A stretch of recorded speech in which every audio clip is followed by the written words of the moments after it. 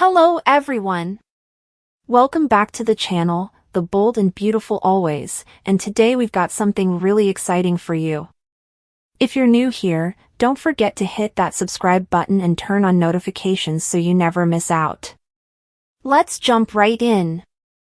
The hot summer air hung thick over Los Angeles as July bled into August, but no amount of sunlight could pierce the shadow cast over the Forrester family as the explosive aftermath of Luna's overdose left her comatose in a sterile hospital room, bathed in beeping monitors and a haunting quiet that kept Poppy locked in a cycle of sobs, silence, and blame, while Finn stood at the foot of the bed, jaw clenched, eyes narrowed not just in grief but in suspicion, because something about Luna's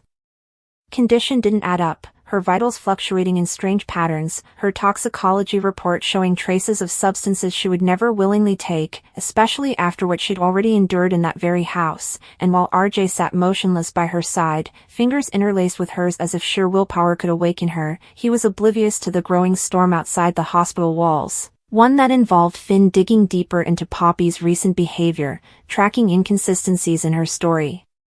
and catching her in subtle lies about where she was the night Luna collapsed, lies she quickly tried to patch with vague answers and tearful distractions. But Finn wasn't just a son, fiancé, or doctor, he was a man who had been burned by secrets before, and after everything with Sheila, he had sworn to trust his instincts, which were now screaming that Luna hadn't just passed out from exhaustion or stress but was poisoned, intentionally or accidentally, and that someone close to her knew more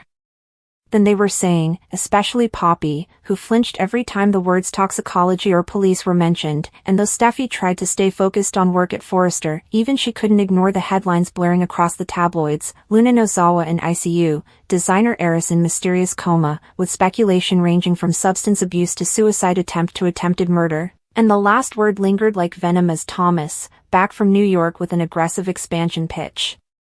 suggested that perhaps someone in the family should hire a private investigator, not just for Luna's sake but for the company's reputation, and that investigator turned out to be none other than Alex Sanchez, who immediately noticed Poppy's unsteady behavior and began peeling back layers of her movements, finding she had visited an old acquaintance the day before Luna collapsed, a shady pharmacist who'd once lost his license for mixing dangerous blends of prescription meds and homeopathic drops.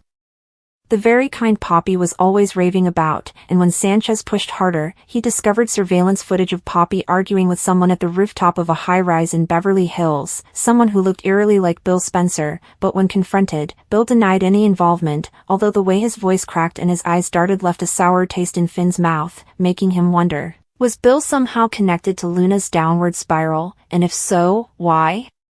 Meanwhile, Lee, filled with both sorrow and fury, confronted Poppy directly in the hospital chapel, demanding the truth with such venom that it drew glances from nurses passing by. What did you give her, Poppy? You've always meddled with herbs, oils, and pills like they were magic. Did you finally push it too far? But Poppy, exhausted and emotionally shredded, just whispered, I was trying to help her relax. She was anxious about something with RJ, which sparked another explosion of speculation. Did Luna know a secret about RJ? Was someone threatening her to stay quiet?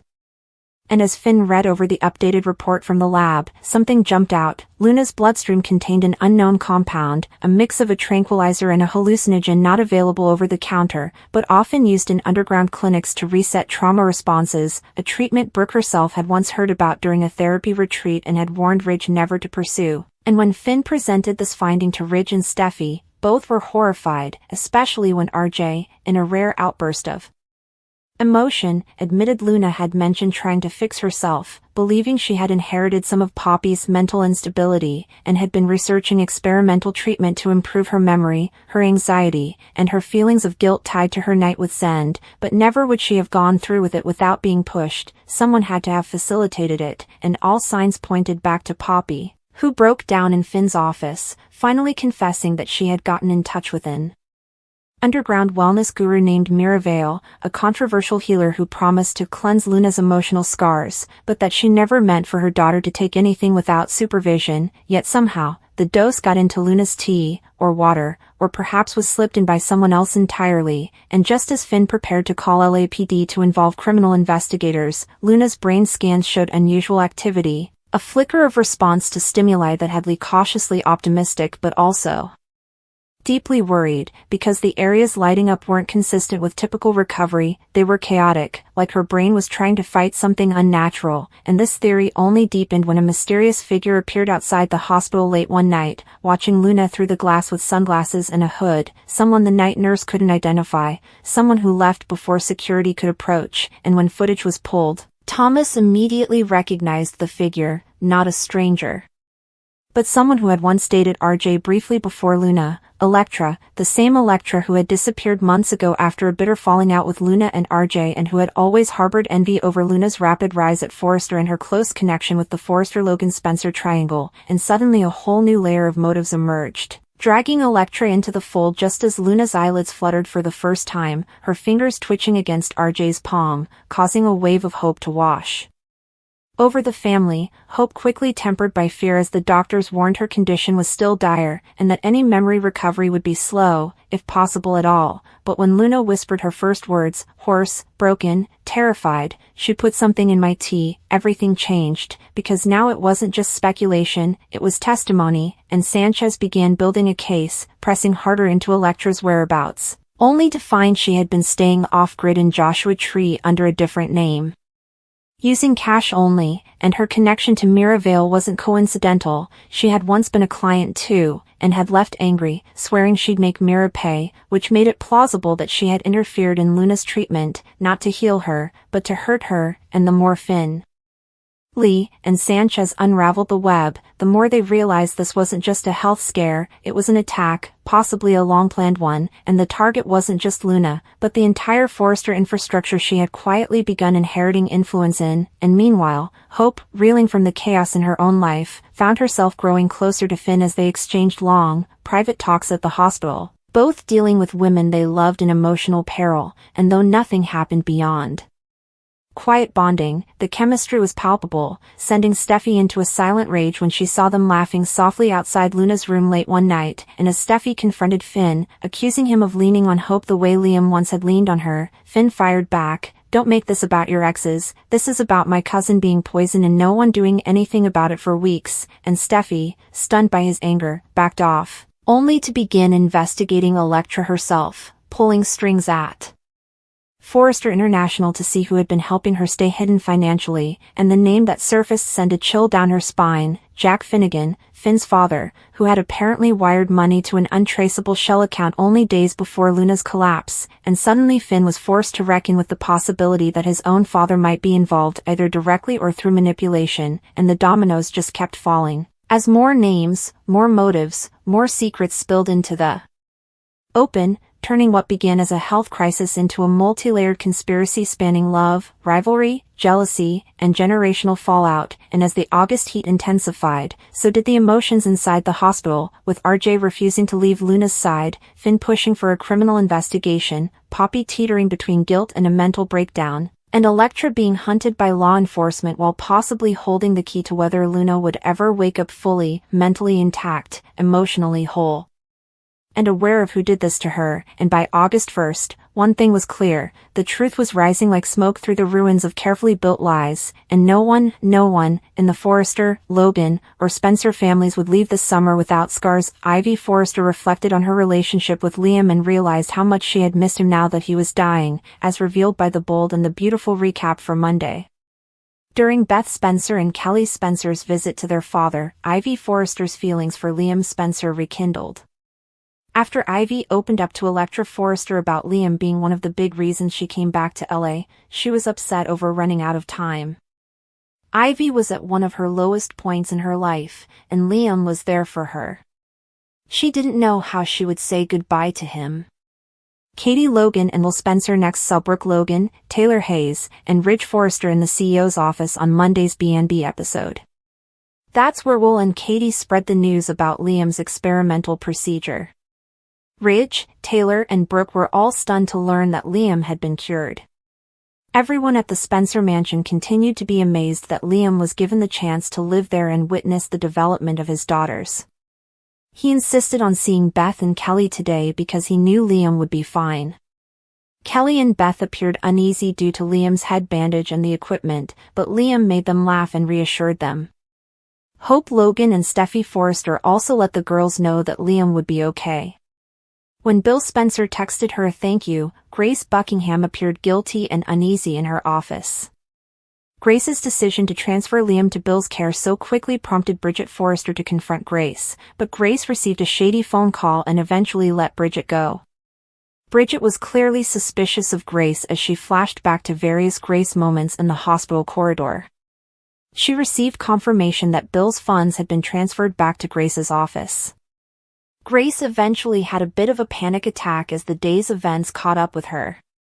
Bill was questioned by John Finn Finnegan at one point regarding whether or not he had communicated with Grace following the surgery. Bill offered updates on the thankful text he sent as Finn continued to seem pensive about this whole situation. After Liam enjoyed some daddy-daughter bonding time with Beth and Kelly, Bill muttered about it being the best money he ever spent. The Bold and the Beautiful spoilers preview video for the week of July 21st to 25th reveals that John Finn Finnegan will unravel the Liam Spencer tumor truth while Ridge Forrester gets a reminder that his heart only belongs to one woman. B&B's weekly promo kicks off with Nick Marone's visit to the Forrester mansion, where he talks to Taylor Hayes about her involvement with Ridge. After Taylor brings up her engagement, Nick will suggest that should put an end to the Ridge-Brooke redo thing. Taylor might concur, but she really shouldn't be so sure of Ridge's dedication to their future. This is because Ridge has a history of waffling and always returns to Brooke Logan at some point. Eric Forrester will make it clear to Ridge at Forrester Creations that Brooke is the only person who cares about his son and will remind Ridge of how much he loves her. Ridge may argue that he has created something special with Taylor as well, but Eric will doubt that their relationship will ever be able to rival Ridge's over the years with Brooke. In the meantime, Finn will talk to Bridget Forrester about Liam, Grace Buckingham, and all of their unanswered concerns regarding Liam's experiment. Since Bridget and Finn are both concerned about how things turned out, there will be additional investigation in subsequent episodes.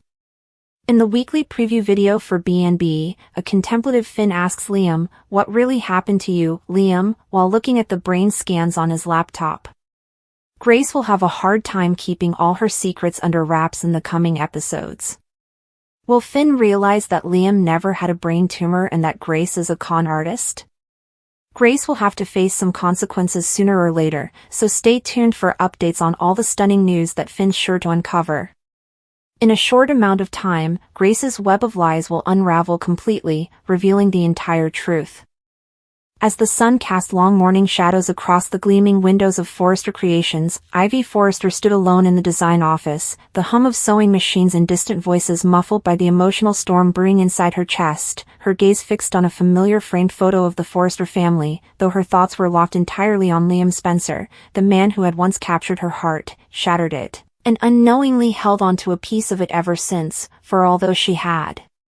returned to Los Angeles under the pretense of work and family, the truth, one she could no longer deny, was that Liam's declining health had been the magnet drawing her across oceans and time zones, and now, as she stared at the sketchpad in front of her, she couldn't draw a single line, because every inch of her mind was occupied by the knowledge that Liam had been dying, or so she had believed, and it was the very thought of losing him, permanently and without closure, that twisted something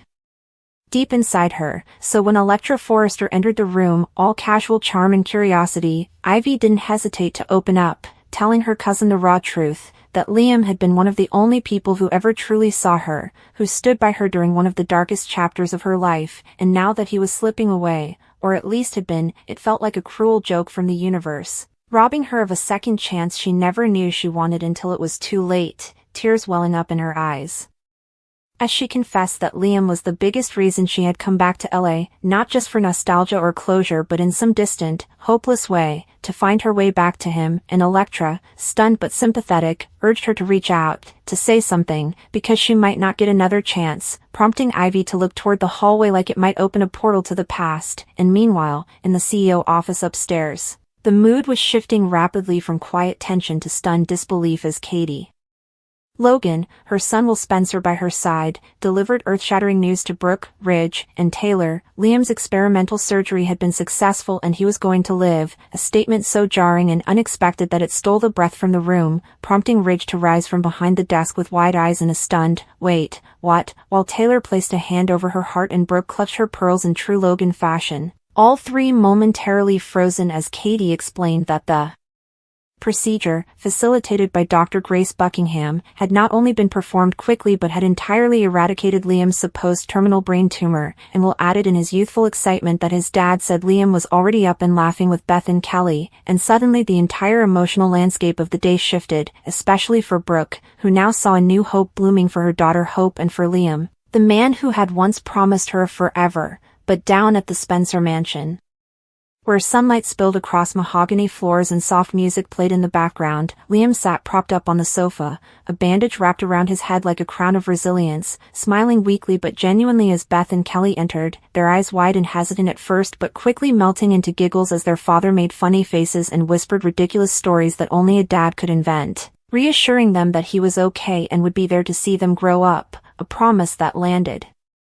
like a miracle to Hope and Steffi, who stood by in quiet awe, tears glimmering in their eyes as they saw the man they loved, each in different ways, reborn, though not without shadows, because across town, in a sleek, dimly lit office, Dr. Grace Buckingham sat alone, her fingers tapping nervously against her desk as she stared at the confirmation email flashing on her screen, one that confirmed a large wire transfer had landed in her account, courtesy of one William Spencer, and as her phone lit up with a simple text from Bill that read, "Thank you, Grace. You saved my son." The guilt began to flood her, creeping into every nerve, every muscle, and she jumped slightly as Bridget Forrester entered, clipboard in hand and suspicion written all over her face, demanding to know why Grace had authorized Liam's discharge so quickly and with so little follow-up, and although Grace tried to deflect, insisting it was protocol, her eyes betrayed her panic, and when her phone buzzed again, this time from a blocked number, she seized the opportunity, excused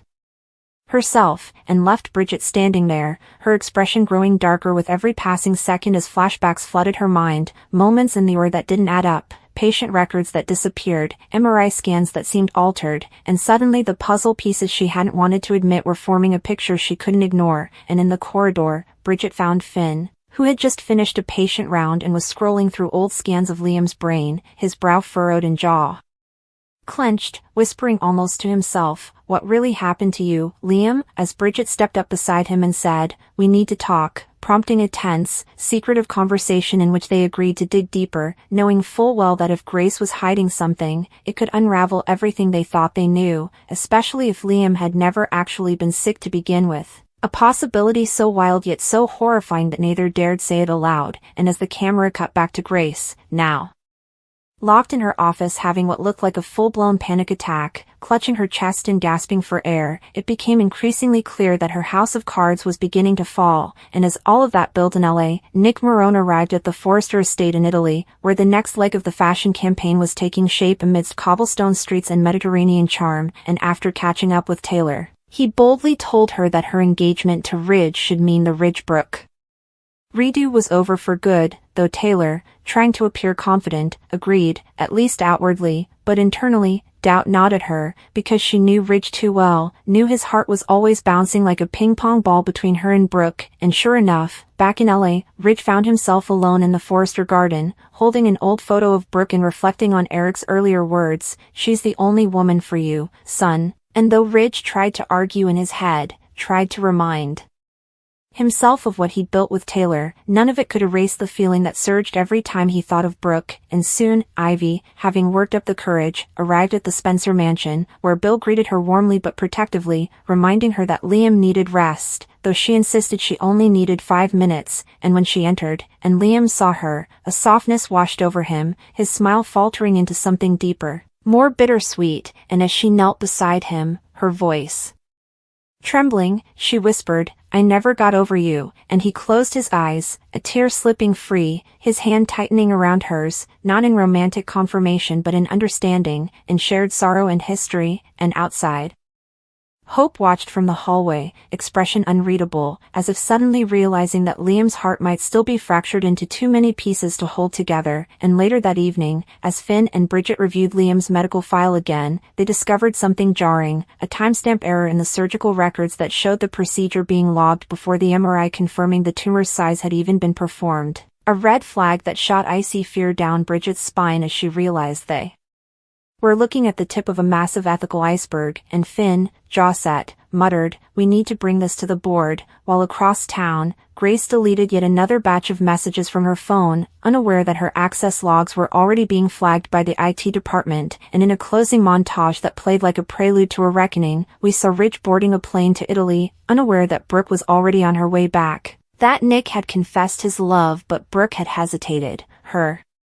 mind spinning with Ridge's memory, while Ivy walked the beach alone, remembering her first kiss with Liam, and Finn, backlit by fluorescent screens, whispered one final line that echoed like a prophecy through the halls of the hospital: "This isn't medicine, it's fraud." And as July 25th crept toward a fateful Friday cliffhanger, one truth became painfully clear: no secret stays buried in Los Angeles, not for long.